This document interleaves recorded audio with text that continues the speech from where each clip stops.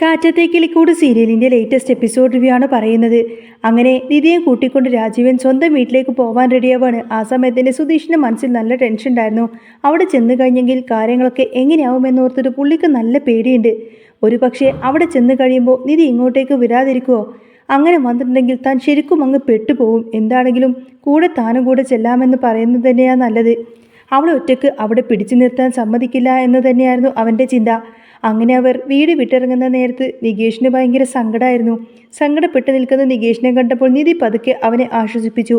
എടാ, ഒരാഴ്ച കഴിയുമ്പോൾ ഞങ്ങൾ ഇങ്ങോട്ടേക്ക് തിരികെ വരില്ലേ? നീ സങ്കടപ്പെടേണ്ടതും വേണ്ട എന്നൊക്കെ പറഞ്ഞ് അവനെ സമാധാനിപ്പിക്കുകയാണ്. സുഭാഷ് കൂടെ പറഞ്ഞു, എടാ, നിന്റെ ഏട്ടത്തിയമ്മ അവിടെ സ്ഥിരമായിട്ട് നിൽക്കാൻ പോകുന്നതൊന്നുമല്ല, വേഗം ഇങ്ങോട്ടേക്ക് തന്നെ തിരിച്ചു വരുമെന്ന്. എന്നാലും നികേഷിന് വല്ലാത്ത സങ്കടം വരുന്നുണ്ട്. കാരണം നികേഷ് ഇപ്പോൾ ഏറ്റവും കൂടുതൽ സമയം ചിലവഴിക്കുന്നത് നിധിയോടൊപ്പമാണല്ലോ.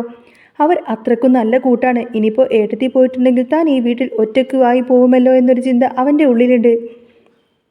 അങ്ങനെ അവർ പോവാനായിട്ട് കാറിൽ കയറുന്ന സമയത്തിന് രാജീവൻ പറഞ്ഞു, അല്ല സുധീഷ്, നീ നന്നായിട്ട് ഡ്രൈവ് ചെയ്യുമല്ലോ, നീ ഒരു കാര്യം ചെയ്യേ, നീ തന്നെ വണ്ടി ഓടിച്ചോ. അത് കേട്ടപ്പോൾ സുധീഷിന് നല്ല അങ്ങ് ദേഷ്യം വന്നു. പക്ഷേ എന്ത് ചെയ്യാൻ പറ്റും, തിരിച്ചു വല്ലതും പറയാൻ പറ്റുമോ? സുധീഷ് അപ്പോൾ തന്നെ പറഞ്ഞു, അല്ല അത് പിന്നെ ശരി, ഞാൻ ഓടിക്കാം.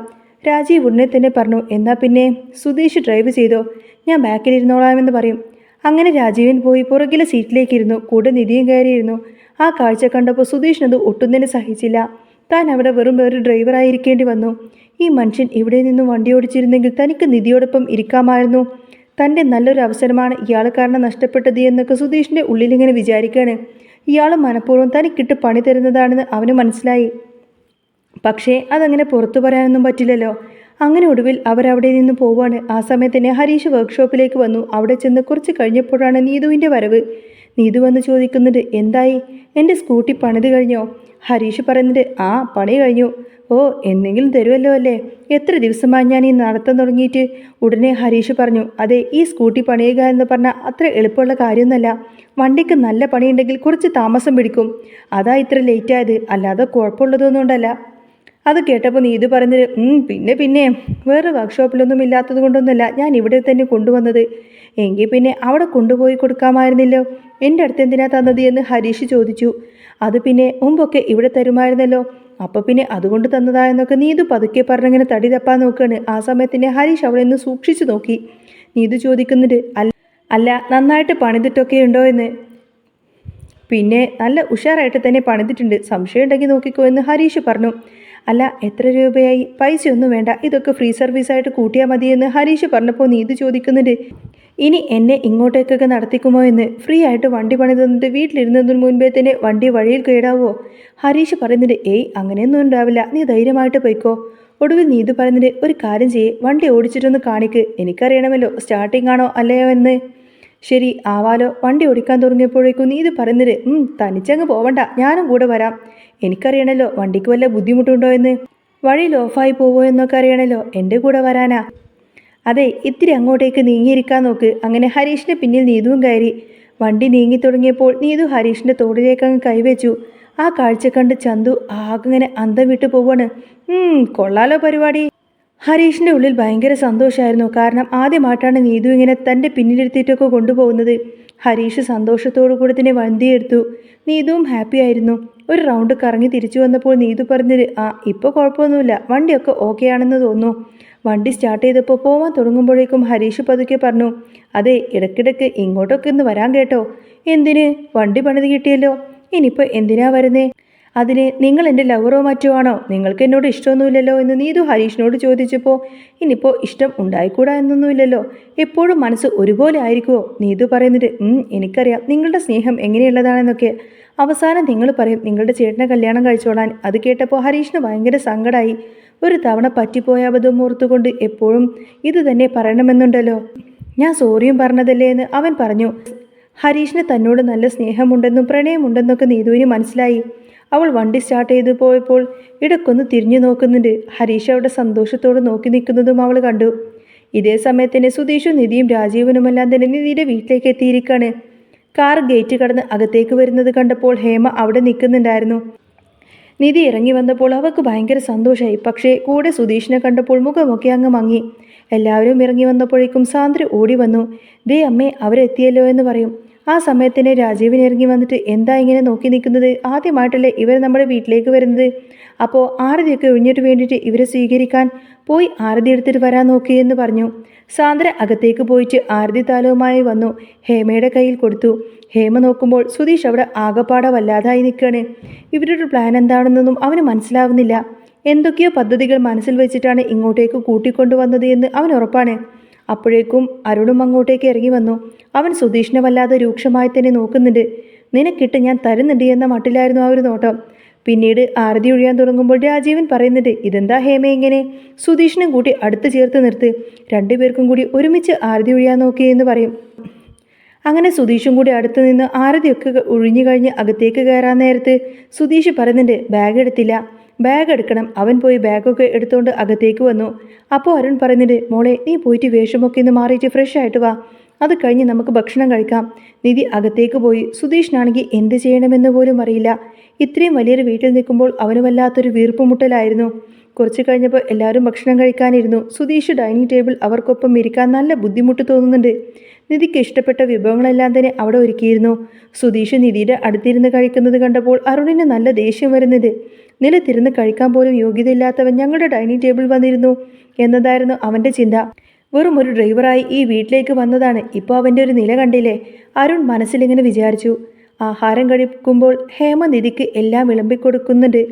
മോളെ ഇത് കഴിക്ക്, അത് കഴിക്കുക എന്നൊക്കെ പറഞ്ഞങ്ങനെ നിർബന്ധിക്കുന്നുണ്ടായിരുന്നു. ആദ്യം ഹേമയ്ക്ക് സങ്കടമൊക്കെ ഉണ്ടായിരുന്നു, ഇങ്ങനെയൊക്കെ ഇറങ്ങിപ്പോയല്ലോ എന്ന് ഓർത്തുകൊണ്ട്.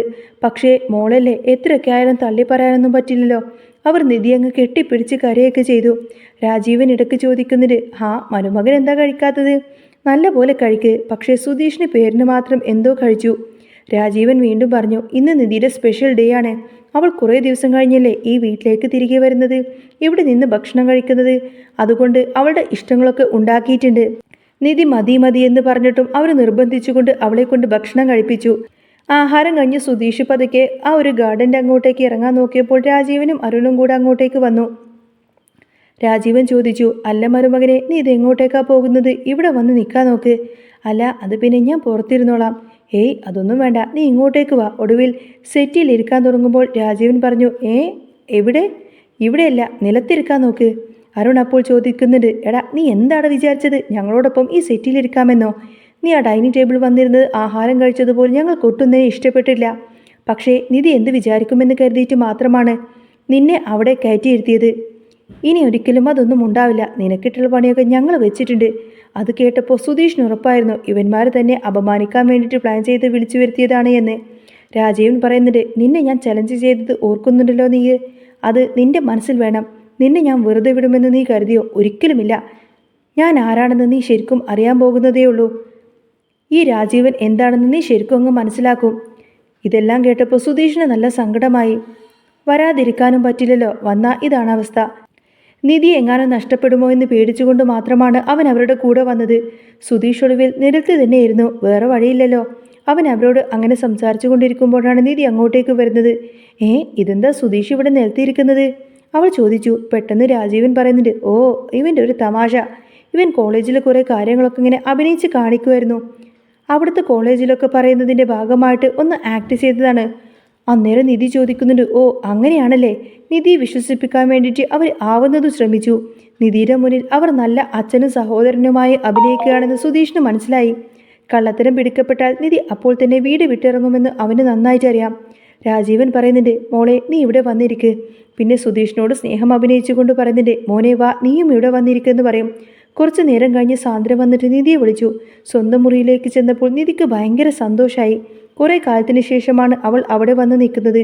അത് കണ്ടപ്പോൾ കണ്ണൊക്കെ നിറഞ്ഞുപോയി. സാന്ദ്ര ചോദിക്കുന്നുണ്ട്, അല്ല നിധി, അവിടെ എന്തൊക്കെയുണ്ട് നിന്റെ വിശേഷം? നിനക്കവിടെ സുഖമാണോ? എനിക്ക് കുഴപ്പമൊന്നുമില്ല എന്ന് അവൾ മറുപടി നൽകി. സാന്ദ്ര പറയുന്നുണ്ട്, ഒരു കാര്യം ചെയ്യേ, നീ ഇനി അങ്ങോട്ടേക്ക് പോവണ്ട, ഇവിടെ തന്നെ നിന്നാൽ മതി. ഇവിടെ നിൽക്കാനോ? അതെ, ഇനി നീ ഒരിടത്തേക്കും പോവണ്ട. നിധി പറയുന്നുണ്ട്, അതൊന്നും ശരിയാവില്ല, എനിക്ക് പോകണം. എനിക്കവിടെ ജോലിക്ക് പോകണം. അവിടെ ജോലിക്ക് പോകാൻ തന്നെയാണ് ഞാൻ തീരുമാനിച്ചിരിക്കുന്നത്.